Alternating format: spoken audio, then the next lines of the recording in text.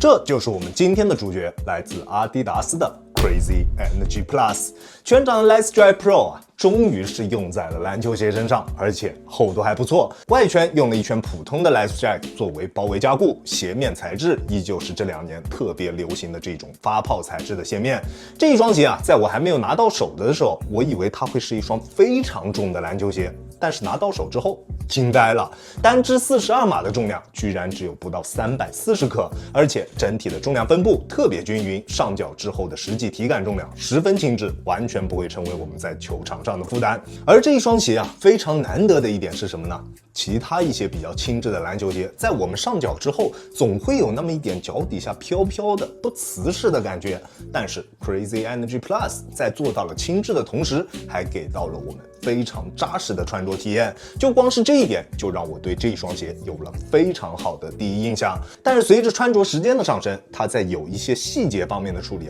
确实做得算不上好，就挺可惜的。这双鞋本来有很大的概率可以成为近几年阿迪达斯最能打的一双篮球鞋，但是真的就差了那么一点点。那如果你对这一双鞋还挺感兴趣，那接下来就跟着当子的节奏一起来深度了解一下这一双差一点就能成为阿迪达斯最强实战篮球鞋的 Crazy Energy Plus。 本期视频由您的点赞赞助播出。还是老样子，我们先来看看它的脚型适配。这一次的 Crazy Energy Plus 用的是一个正常宽度的鞋楦，对于正常脚和窄脚的兄弟相对来说会比较友好一些。而且因为它的鞋面材质用的是这种没什么延展性的热熔材质，所以宽脚尽量还是试穿之后再决定是不是要购买。而同样也是因为它的鞋面材质比较硬，在初上脚的时候弯折点卡脚的感觉非常明显。不过大家可以放心它的鞋面磨合期特别短，基本上10几20分钟之后，这种鞋面的不适感就会消失。在磨合完成之后，它的鞋面包裹以及鞋面的舒适度就都没有问题了。得益于它较为厚实的鞋面填充，拉紧鞋带之后，它的鞋面能够给到我们非常出色的包裹体验。鞋面与双脚之间的贴合度特别高，双脚在鞋内基本上不会有什么特别明显的多余空间。与此同时，它还能给到我们10分8寸的动态锁定，在做一些大幅度变向动作或者是在防守受到对抗的时候，双脚在鞋内都不会出现明显的位移，在急停急起的时候也完全不会有顶脚趾或者是掉跟的情况出现。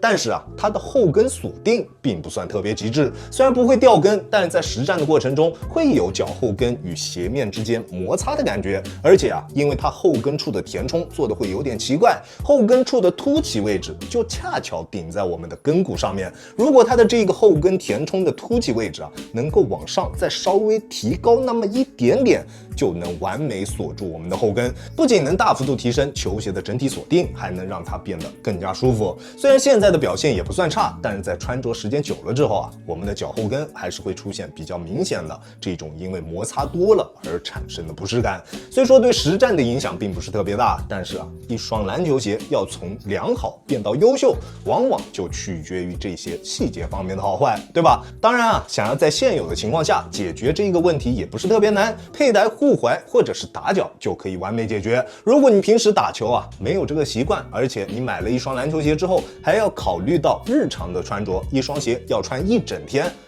那我建议还是尽量考虑清楚，这种脚后跟的摩擦感说实话还是挺难受的。而除了这个问题之外，它的鞋面在其他方面的表现都非常棒，强度优秀，不管做什么动作，它的鞋面都可以很好的兜住我们的双脚。透气性虽然说不上好，但是也还算可以接受。虽然它的鞋面几乎不透气，但是它的鞋舌前段就是单纯的一层网布，非常透气。两侧的鞋面也几乎没有做什么特别明显的填充，在不影响整体包裹的前提下，尽量让它变得不那么闷脚，只要不是大汗脚，选择它都没有问题。而至于它的中底体验真的特别棒，可以算是近几年阿迪达斯所有的篮球鞋当中体验最出色的一双。这一种棒不是说它有多出色的滚动感或者是多澎湃的脚感，而是非常单纯的我对于它中底全掌 Light Strike Pro 的认可。它不同于之前的 Light Strike 或者是其他品牌的一些超临界材料，在它身上没有什么特别澎湃的脚感，不软，甚至弹性也并不是特别高，但是一上脚你就会知道这双鞋的中底体验真的完全不一样，非常棒。穿在脚上的感觉就是韧，就是一种特别瓷实、非常整的感觉。虽然它不会给到我们特别明显的脚感反馈，没有太多弹的感觉，但是在缓震、脚感、反应性以及中底过渡等等各方面的表现都在顶级这一个级别边缘徘徊。首先，缓震绝对是顶级表现。我190斤的体重在单纯使用脚后跟着地的时候，也完全不会有震脚的感觉出现，缓震极限特别高。对于缓震要求比较高的兄弟们也可以放心选择。其次，反应性表现也非常棒，在发力蹬地的时候，脚底下的响应非常迅捷，完全不会有一丝的泄力感，甚至在蹬地的时候，你还能明显感觉到来自中底缓震材料的力反馈，能给到我们一定的推进感。在我们做一些急停跳投的时候，或者是干拔的时候这种前掌的爽脆感会特别明显，脚底下的反馈和响应速度都非常棒，再加上它轻质的重量，穿它打球的时候感觉都能拔得更高了，超级爽。与此同时，它还有着出色的中底过渡，不管是正常的跑动还是蓄力起跳，它的中底过渡都特别丝滑。不过它的外底并没有特别激进的上翘，如果你想要的是那种特别极致的滚动感，那它可能并不能满足你。但是它的跑动感受还是非常棒的，这一点大家可以放心。而且因为中底四周都用了普通的 Light Strike 进行了包围，所以中底的形变空间也不会特别大，并且它还有着合适的中底重心以及宽大的外底，稳定性表现非常出色。在做动作的时候就非常安心，完全不会有任何的后顾之忧。而在稳定的同时，灵活性表现也不差。它的前段没有使用任何的硬质板材，非常易于弯折，不管是在变向还是在做交叉步动作的时候，它的中底都能一直很好的贴合住我们的双脚，中底所能给到我们的斜角一体性非常棒，不管是做什么动作，它都能一直很好的贴合住我们的双脚形态。这样看下来它的斜面和中底其实都有着不错的表现，对吧？但是它的外底有着一个不小的安全隐患，